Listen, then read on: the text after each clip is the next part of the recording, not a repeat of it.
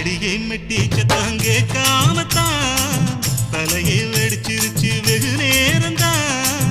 வரப்பில் உன்ன பார்த்த மறுவேளதா இடுப்பில் நிற்காதையா ஏன் சேலதா. காலையிலும் காட்சி உண்டு சாத்தி கடி கதவத்தான் கட்டிலுக்கு கால் வலிச்ச கட்டாந்தர படுக்கதா.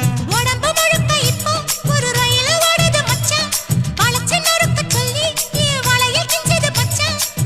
அடடா அல்வா துண்டு இடுப்பு ஓங்கிடுப்பு அழகா பத்தி கிச்சி நெருப்பு துள